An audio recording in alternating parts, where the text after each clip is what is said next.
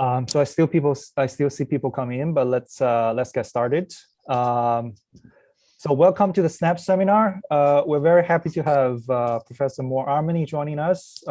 Mor is the Vice Dean of Faculty, Harvey Golub Professor of Business Leadership and Professor of Technology, Operations and Statistics at New York University Stern School of Business. Professor Armony's primary research interests include, for example, management of patient flows in healthcare, optimization of customer experience and contact centers, and general stochastic modeling of various operations. And then today, she's going to talk about hospitalization versus homeware, balancing mortality and infection risks in hematology. Mor, so the floor is yours. Thank you so much. And thank you for the organizers for A, putting this together, and B, for inviting me. It's such a wonderful opportunity for all of us to get together during these strange times. So I'm gonna get started. I'm going to present today joint work with Galit Yom-Tov, who's graciously agreed to come and listen to this work so that she knows better than I do. I am not very good about keeping track of the chat while I speak. And I already see that there is something. Oh, presentation slides. So anyway, if you have any questions that are just clarification question in the middle, just feel free to jump in or type them on the chat, and Galit will filter them. So this work focuses on hematology patients. The motivation has to do with work that we've been doing for a long time with the hematology department in a hospital in Israel. And I'll mention an empirical, this work is analytical, but I'll mention an empirical work that Galit was involved in and that we're building on to a large extent. So hematology is cancer that's related to blood. In general, cancer is the second leading cause of death globally. And about 1 in 6 deaths is due to cancer. It's also really, really costly just in terms of expenditures. And in the US in 2014, for example, almost $90 billion was spent on cancer-related healthcare, with 27% of this spent on inpatient stays. Treatment in general may take months to years. And still the most common way of treating cancer is chemotherapy. There's a lot of risks in cancer, but one of the main risks that is present right after treatment or in the short period after treatment is developing an infection. And we see that 9% of cancer patients develop infection after treatment. And out of these, depending on the type of cancer and infections, 8 to 14.5% of the patients may die. So it's a very large numbers and very serious risk. We're focusing again on the hematology unit, and obviously different hospitals work differently. But the way it works in this particular ward is, first there's the treatment, and the treatment might be in the home hematology ward, not homework, hematology ward, or outpatient clinic.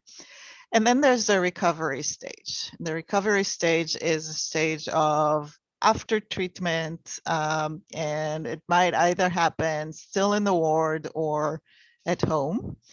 And that is the part that we will focus on. If patients develop an infection, they are likely to, if they're in the ward already, they'll stay in the ward unless they need ICU. But otherwise, they come into the hospital either through the emergency department or through the clinic and are being treated in the wards. This is the hematology ward and the general ward, depending where there's space. And finally, resting is at home. So our focus again is on the recovery phase.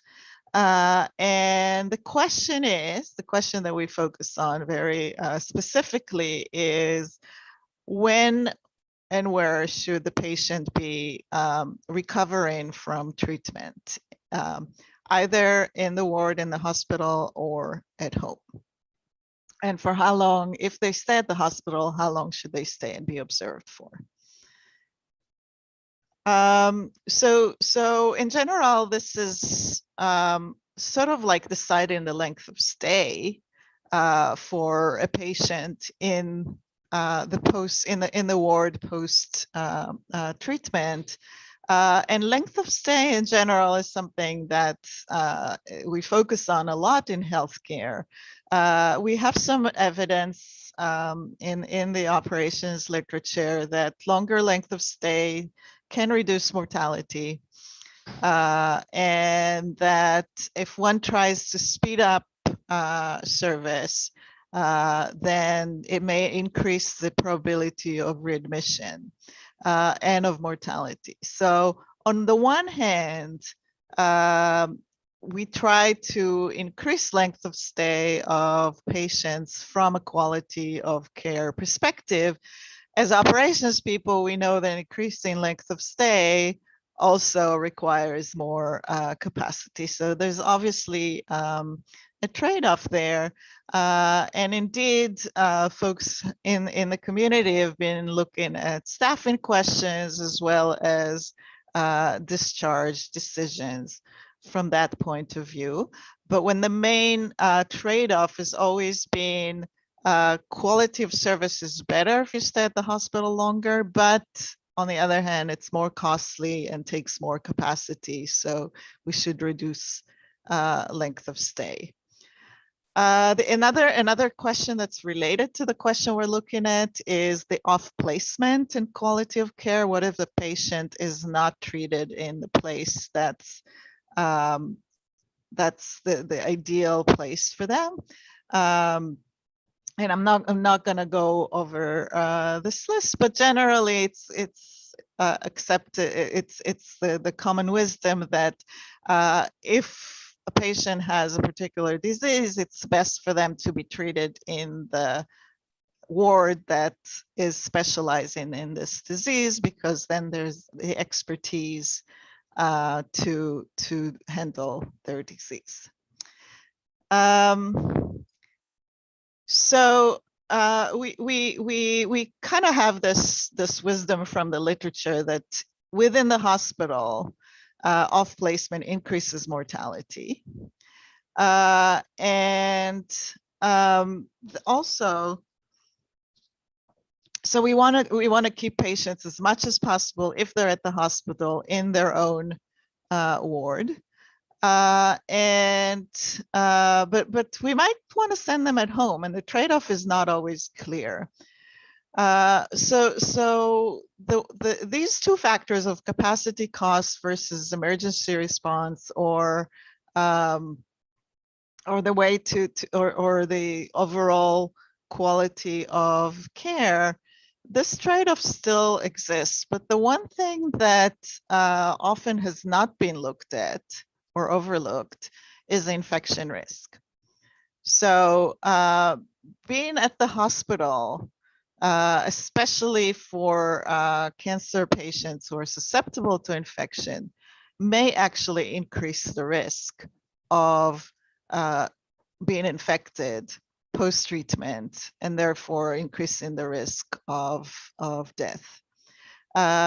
So we're capturing in our work this additional risk, where in some perspective, even medically, it is better for the patient to go home and recover at home, than staying at the hospital and risking developing an infection.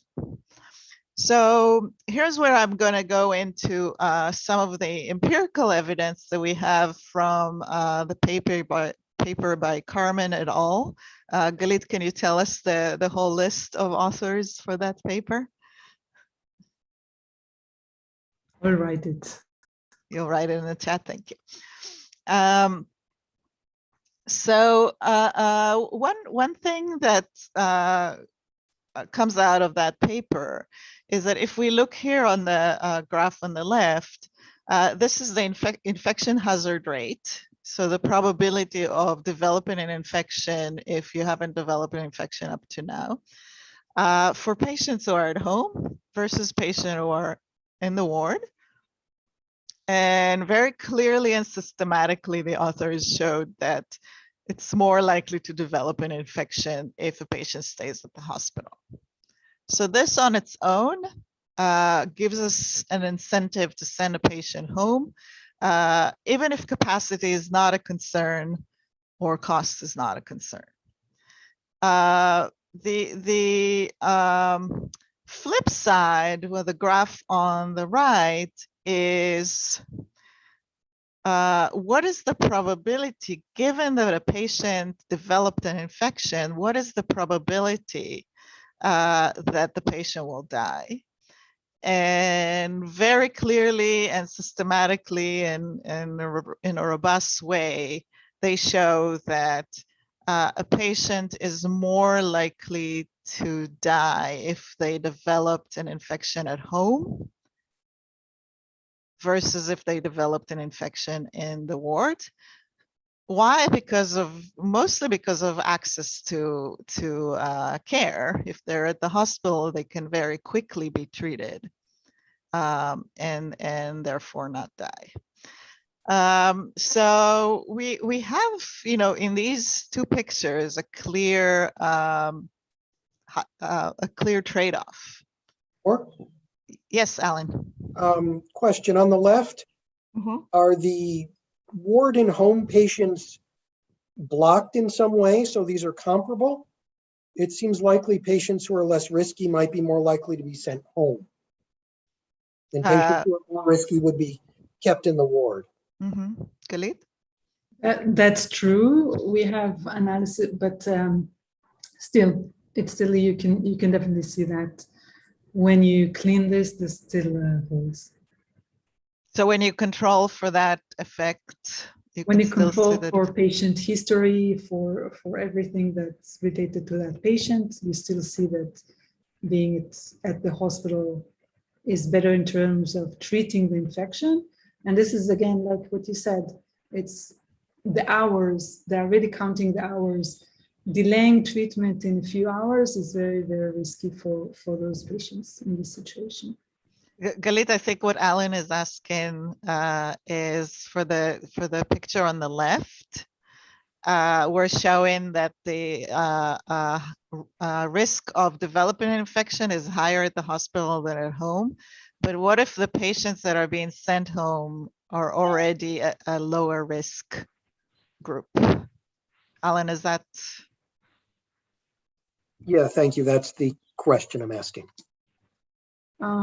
Yeah, we are controlling for that, but from biological point of view, the risk of infection is caused by two things. One of them is because you have inner,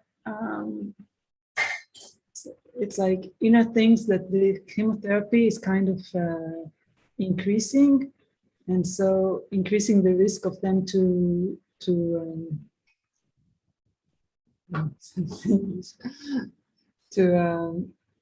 not to spread. Say it in Hebrew, I can translate. That the disease will just come out or start? Yeah, would come out. It's something that within you. So the risk even at home is because the chemotherapy itself is reducing or kind of killing or repressing your immunization system. So anywhere, both in the ward, in the hospital and at home, you have high risk for infection. But if you're in the hospital, you have more risk because there's also exposure to hospital prone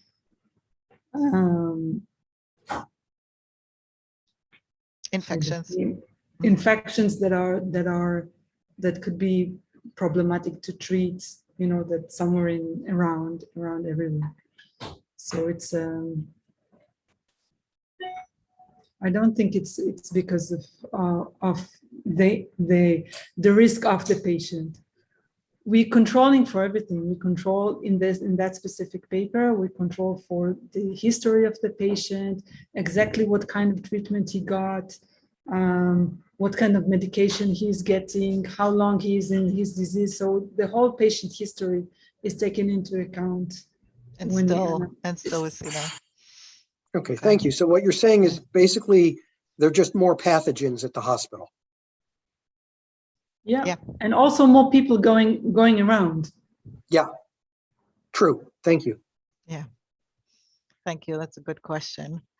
And another thing to note from the empirical evidence is that in addition to whether the patient is at home or in the ward, there is a disease effect.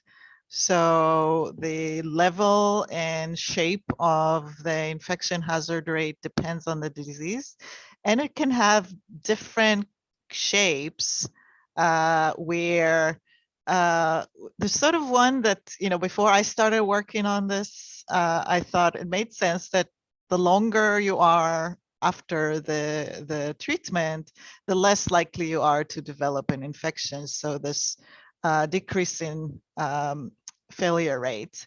It turns out that depending on conditions, it can actually be increasing for a while and only then decreasing. And we see it actually for many different conditions.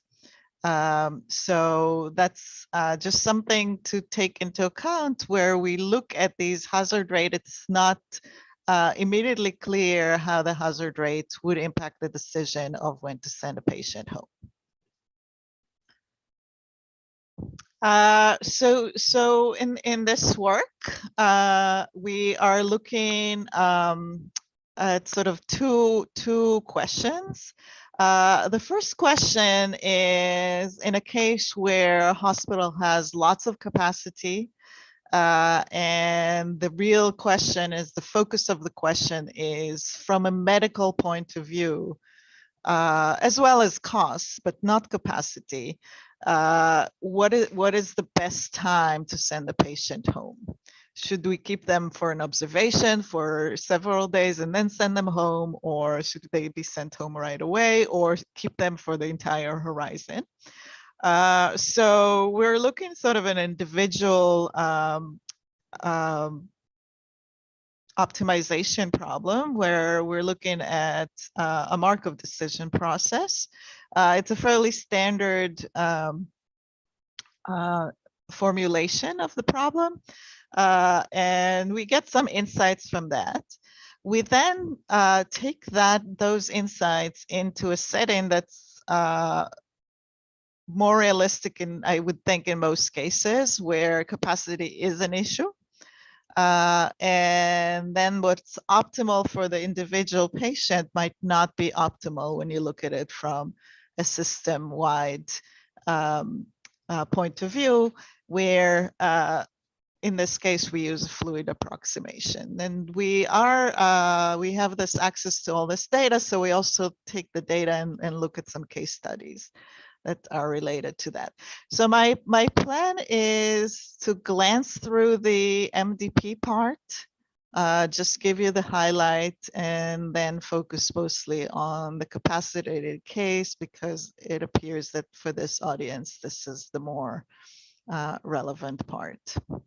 At any point, again, stop me if you have any questions. I see already 10 posts in the chat, or even 11. Galit, are you handling these okay? Yeah, no problem. Okay, all right, thank you. So I'm going to ignore them. So here's a sort of a timeline of what we're thinking about it when we think about the after treatment period for a patient. So in the beginning of the first day, there's the question. Patient went through treatment. Now they can either stay in the ward or go home. In both cases, they might develop an infection. So if they stay in the ward and there's no infection, they move into the next stage, which is day 2. If they went home, our assumption is, and that is consistent with the practice, at least in that hospital, is that once a patient goes home to recover, they will not come back to the hospital unless they develop an infection. So if they develop an infection, they go into this absorbing state called delta, but otherwise they stay home for the rest of the horizon. The length of the horizon is capital T. So as long as they stay in the hospital and there's no infection, we continue to go up the number of days, which is also our state for this MDP. And if a patient has reached day T at the hospital with no infection, we again go to this absorbing stage. And the assumption here is that once we get into the absorbing state, let's say if a patient developed an infection, they're no longer part of this decision process. Okay, they're at the hospital, they're being taken care of, and we do no longer consider them part of this particular problem. The reward that we're looking at is so in terms of the positive part is survival is a big reward, but we have to also consider hospitalization costs. So we're looking at C, you can think about it as the difference between the daily cost of being at the hospital versus being at home. And finally, if a patient develops an infection, we have another cost, which is CI, and that is no longer per day because, again, this is an absorbing state, not part of this decision problem. The objective is to maximize the expected reward for the finite horizon T. Our assumption that we make throughout is consistent with the empirical observations of Carmen et al., in which I'll explain this notation. R is the hazard rate for developing an infection. H is for home and W is for ward. Unfortunately, both home and hospital start with an H, so we had to sacrifice one of them. So the assumption that we make is that it's less likely to develop an infection at home than in the ward. But given that an infection has been detected, the probability of recovering from the infection is higher in the ward than at home. So this right here, these assumptions, is the gist of the trade-off that we're looking at.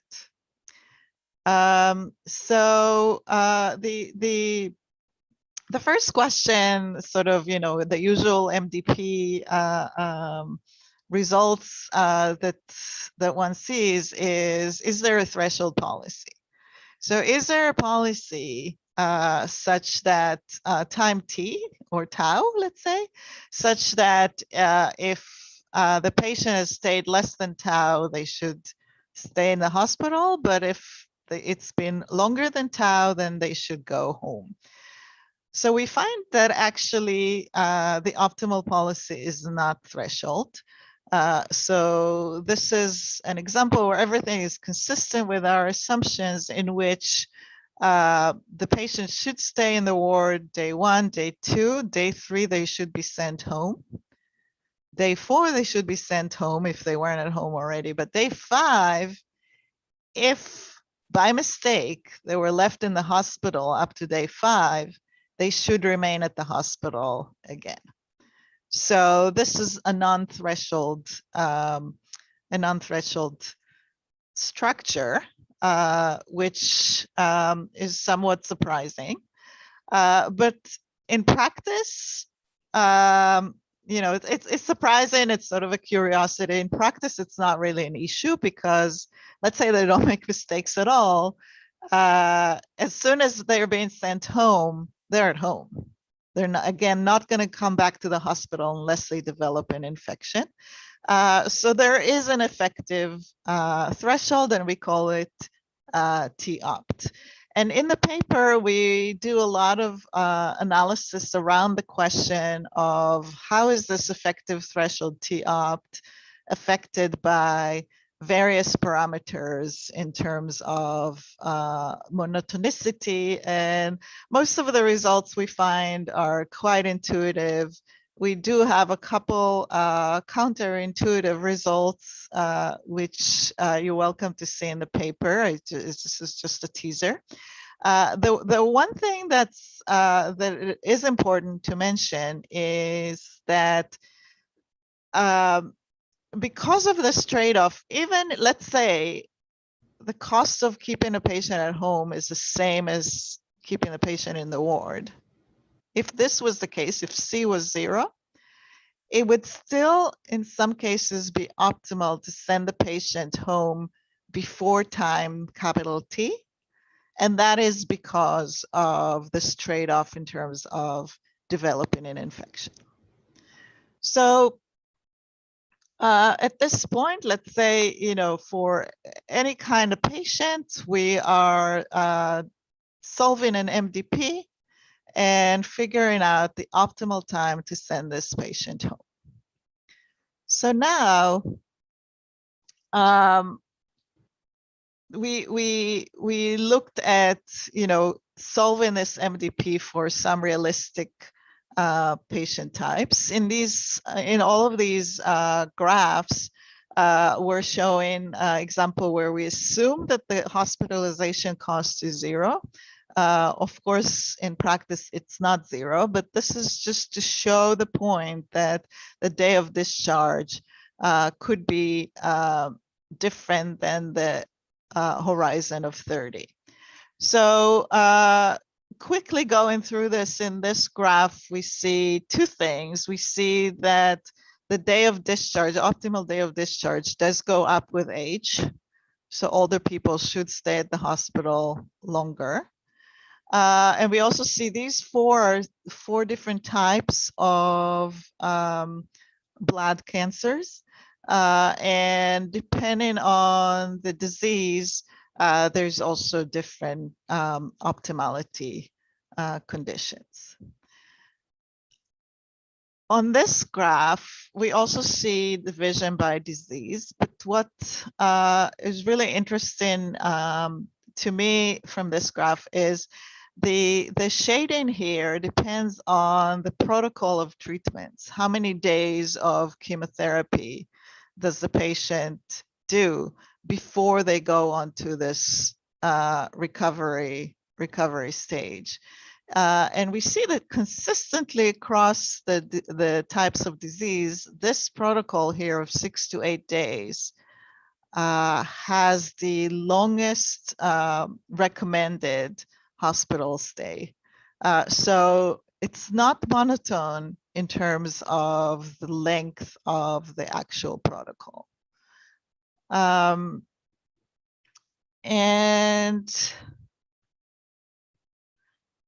I'm gonna not important comment for here. This is white blood cell dependency.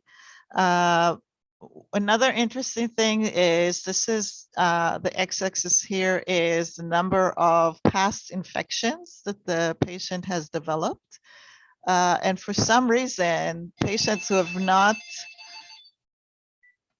developed infections before would go home sooner than patients who've developed 2 infections. Galit, just to confirm with you, the 1 here means that they've developed an infection before, or 0?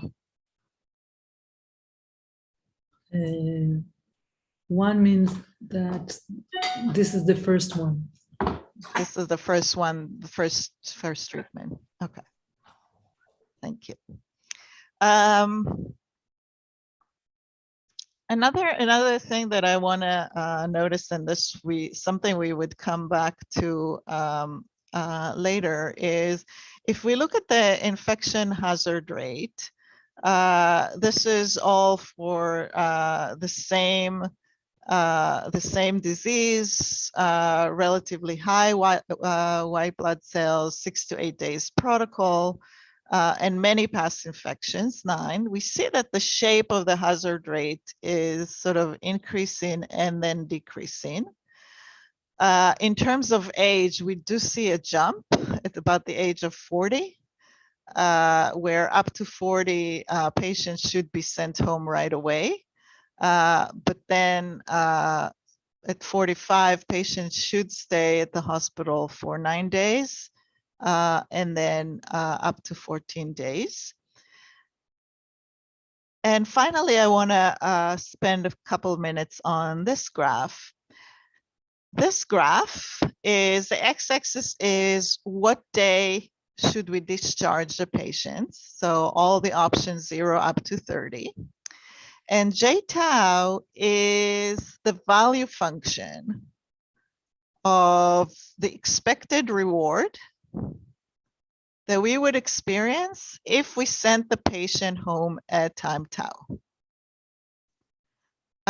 So for example, for the age of 90, we see this value function right here, where it shows that to maximize the expected reward, we should send the patient home about day 14, which is consistent with this right here. On the contrary, for the age of 20, we see that the value function decreases with time, thus we should send the patient home right away. An important thing to notice, which I will get back to, is in all of these cases, if you look at, even though they're not necessarily monotone, if you look at the optimal discharge threshold, the value function is increasing up to that point.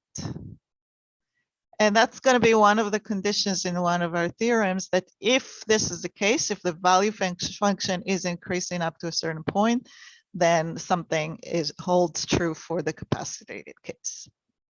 Okay, so just sort of make a mental note of this, and we're switching to the capacitated case. Any quick questions about the MDP? Okay.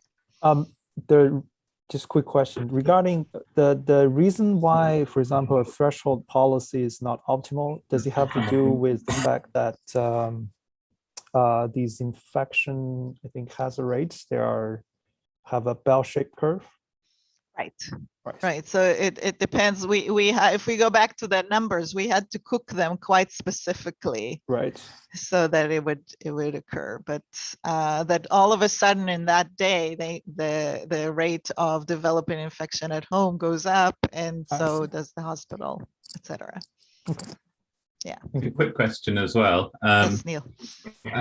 Just not to entertain everything into kind of learning problem, but if you send everyone home like on the first day, then you're not going to get information about them going forward as if you had kept them longer.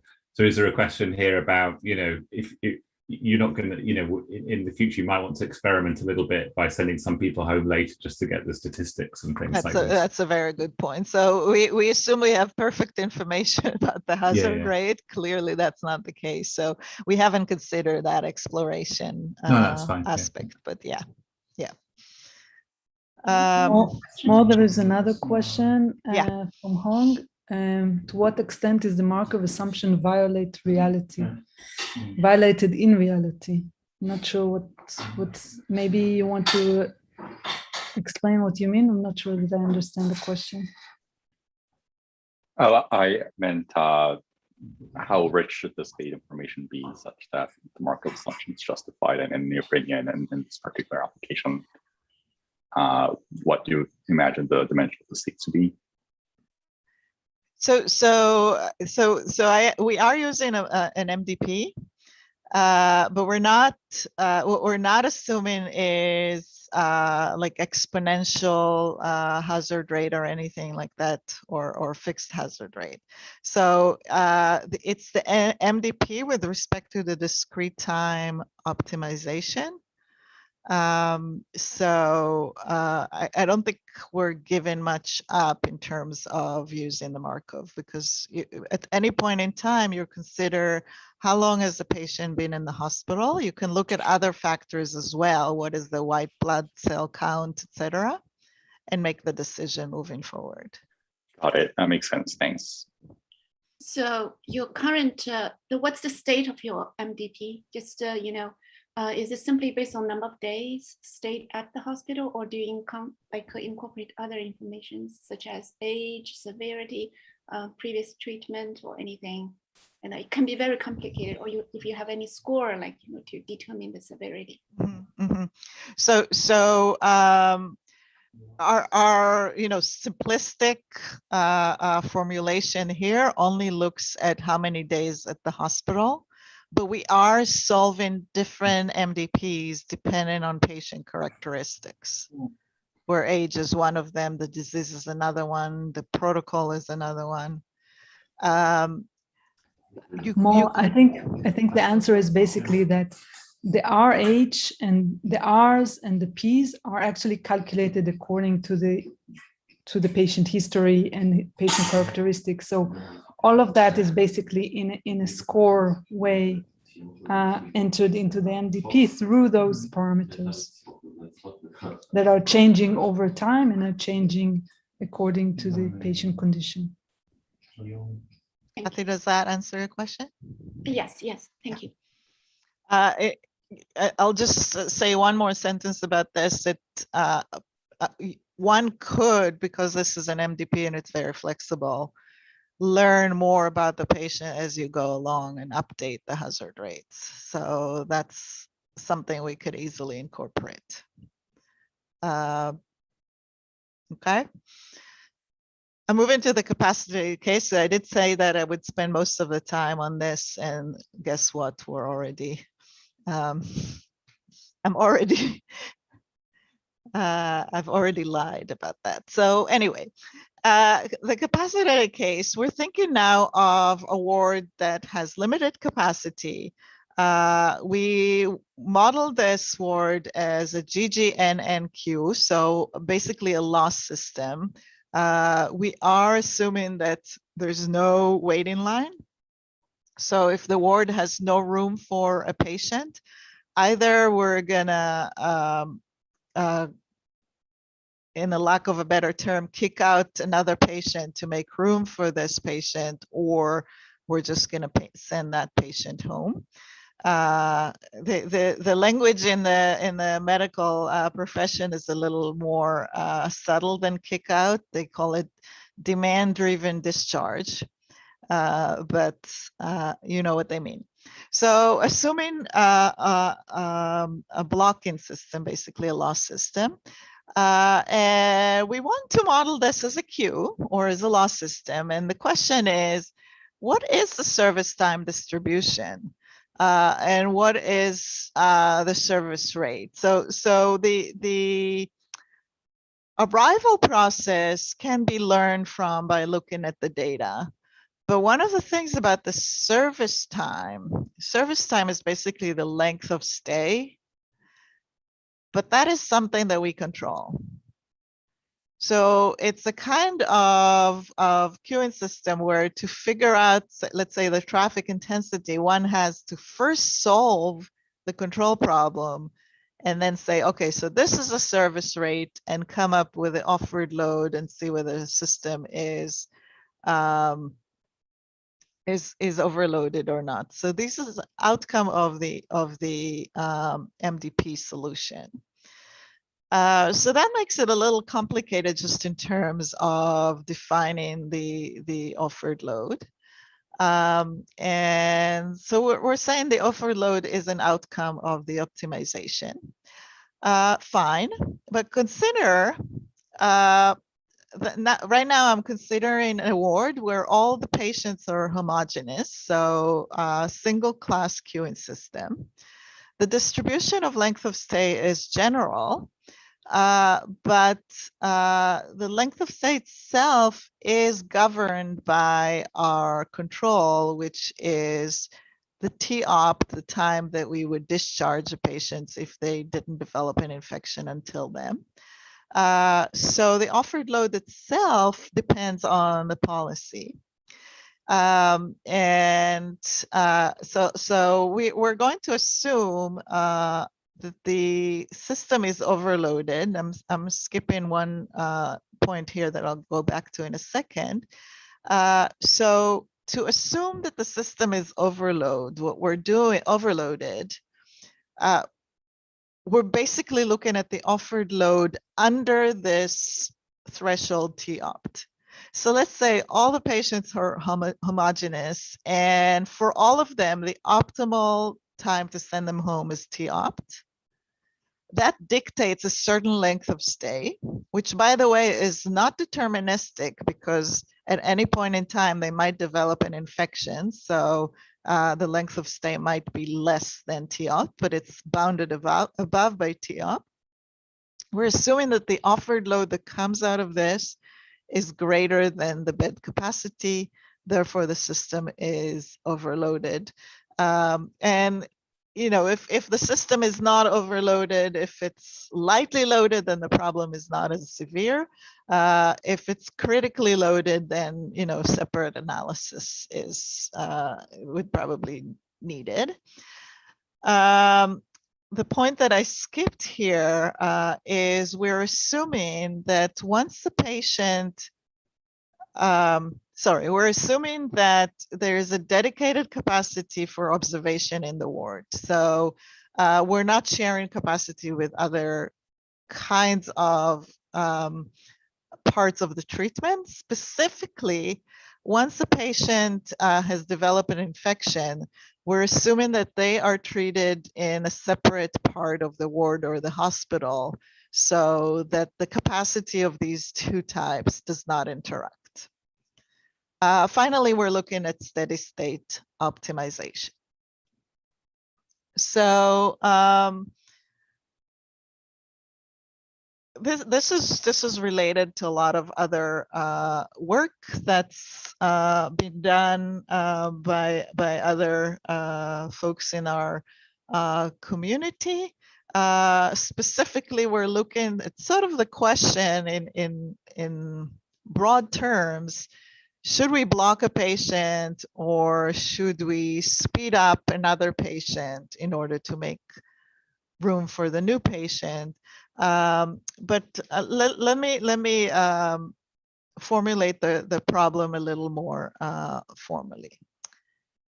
So this is a system, an overloaded system that we're looking at with general arrival process, general service times, all bounded by T-opt. And the question is, how do we decide when to send a patient home, given that there is capacity constraints? So to treat this as just a general loss system, it's really hard to analyze. What we do instead is we use fluid approximation, building on Ward-Witt's model from 2006. Let me just mention that in Ward's paper, it's not a GGN N, but this is general abandonment. So there is weighting in Ward's model. Also, in this paper, all the distributions are discrete, but his results have been extended by others to also include continuous time distributions. So I'm going to spend a little bit of time explaining this graph for those of you who are not familiar with Ward's paper, because this is really key to understanding our approach and how do we determine the optimal solution.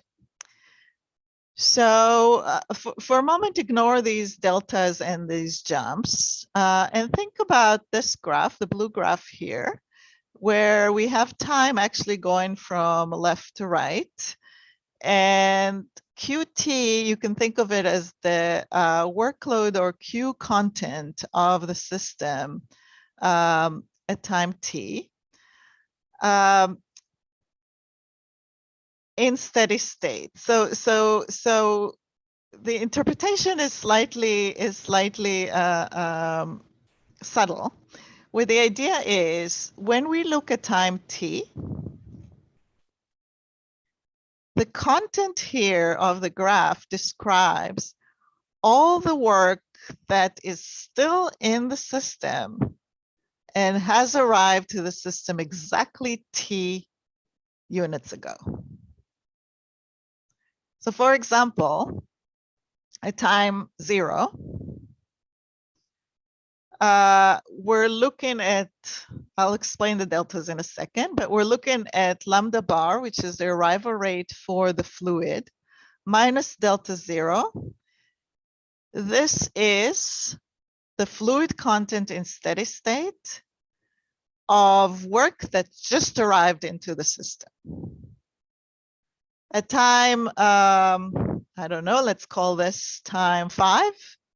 This is the fluid content of all the work that arrived into the system 5 time units ago and is still there.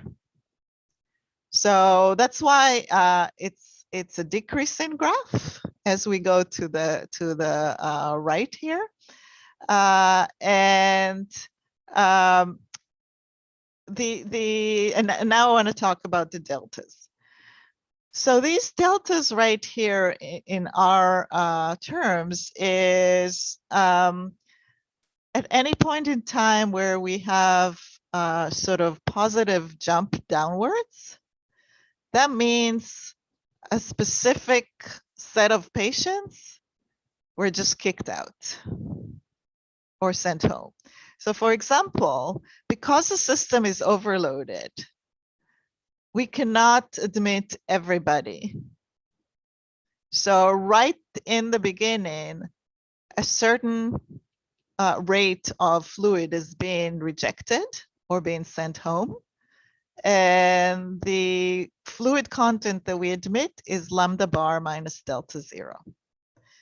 Then the fluid content goes through a process of part of it is done being in the hospital or in the ward, but not because they were sent home, but because they developed an infection. Until we get to tau 1, and at tau 1, we send home this much of the fluid.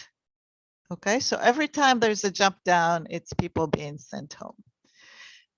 So that actually is, in a nutshell, what a policy looks like.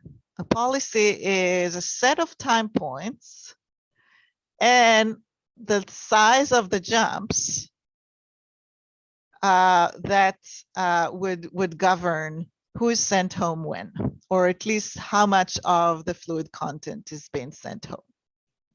Okay, a more general policy could have a continuum, time points, and for each part there would be an infinitesimal jump down, but we can always approximate it by something that's closer to discrete time system. So this is what a policy would look like in our context. But the question is, how do you actually implement something like this, that at tau 1 I should, reject delta 1 of the load? So this picture right here is the same as the one on the slide before, but another way of looking at the same exact policy is to say the following. Let's say here I have four points in time that are relevant: time 0, times tau 1, tau 2, and then t-opt.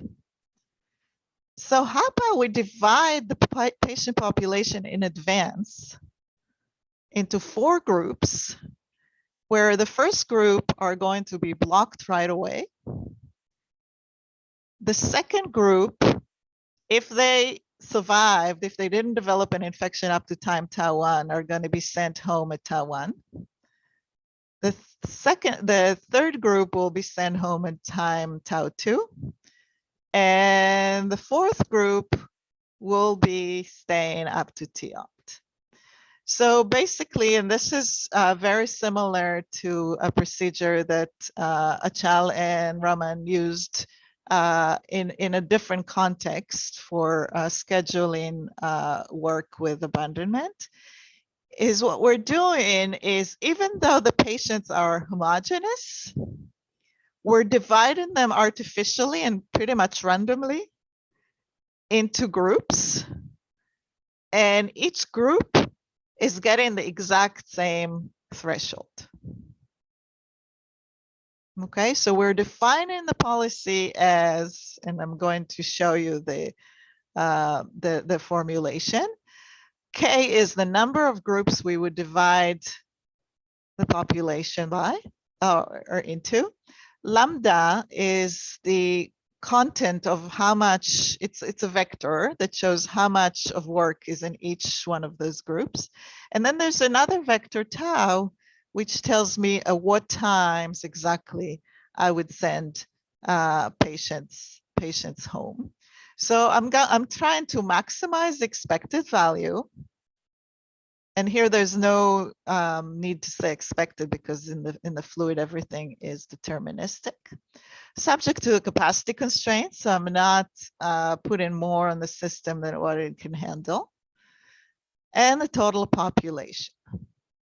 And I calculate the mu, the service rate for class I, just according to, you know, anything that didn't, anybody that didn't develop an infection stays exactly tau I.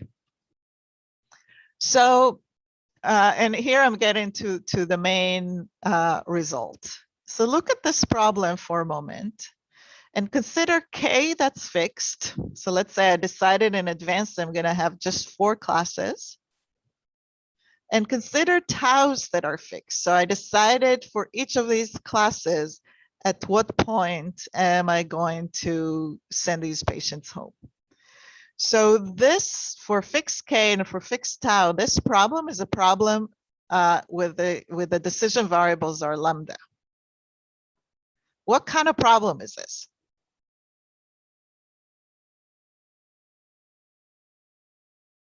It's a linear program. It's a linear program, exactly. So we love linear programs because we know how to solve them, right? So, but especially one thing that we know about linear programs is with so many variables and 2 constraints, we have an optimal solution for any K and any tau. We have an optimal solution where only 2 lambdas, up to 2 lambdas are positive. So we have a basic solution where only 2 lambdas are positive. So in fact, the problem reduces to a much simpler problem where we have to figure out 2 thresholds and 2 lambdas and just make sure we are satisfying this constraint. So since this boils down to 2 thresholds and two classes, those pictures that I drew before, there's only 5 different options.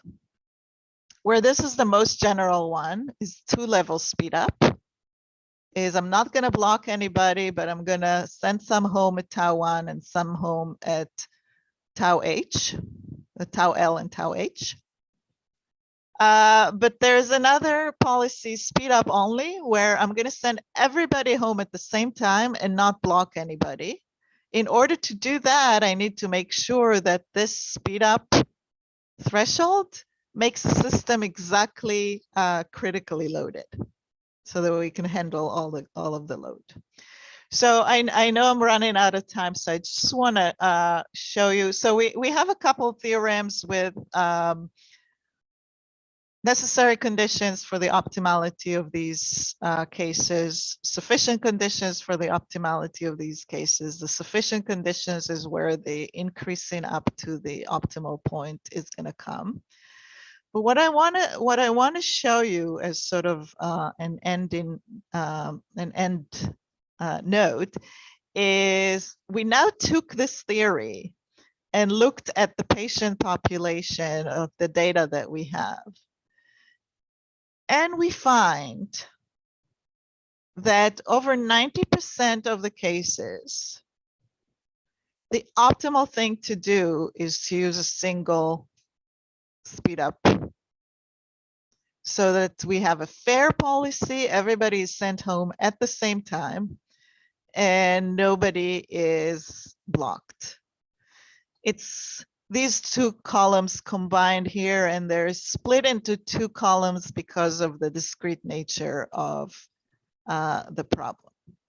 So this is something that we want to work with moving forward, is the fact that potentially we could just focus on the single threshold and work with that, and then simplifies the problem even further. So for the conclusions, I want to again focus on the capacitated case. We show that it's optimal to have up to 2 thresholds. Some of you might be asking yourself, what if we have a heterogeneous patient population? What if we have multiple classes? So the nice thing is a similar insight would apply if we have K customer or patient classes with K plus 1 thresholds. We should be able to solve the problem where each of the classes would have its own threshold, except for one class that would have 2 thresholds. So again, this is this problem simplifies a whole lot. When we looked at the data, one graph that I haven't really spent time on, we see that 75% of the patient population, depending on the characteristics, would need some hospital observations. So 25%, it's optimal for them to be sent home. And in practice, it looks like you only need 1 threshold of speed up. So with 1 minute to spare, I'm going to stop here. I'm going to thank you. And I'm happy to stay and answer questions or answer them offline as well. Thank you, Mor, for a very interesting talk, and thank you, Galit, for handling all thank you, Galit. many questions in the chat. So I guess given the time constraints, maybe we can have a few quick questions, and if anyone wants to stick around, and if Mor has time, we can stick around. Yeah, certainly. I know people have to go.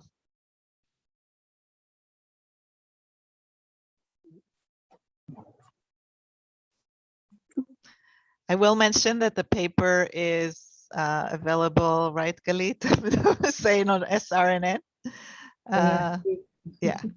Also on my website. So more quick question. Yes, so your bottom line was, if capacity is scarce, this is what you do.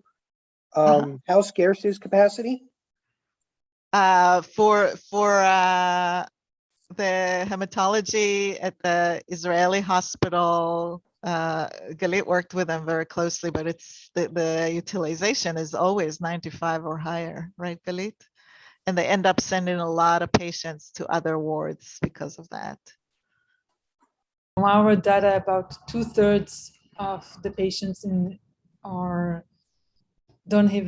don't even have enough space in the hematology ward and are sent to observation in the general ward. So it's really, really, really crowded, and they have very strict prioritization in terms of patients that are going over treatment have to be in the wards. You cannot move them to general wards, so they get prioritized over the beds. Thank you. Galit, I'm so happy you're here. Thank you. Worked with the data much more closely. Yes, Ran. So in the homogeneous case, you either have one or two thresholds. Is that somehow depends on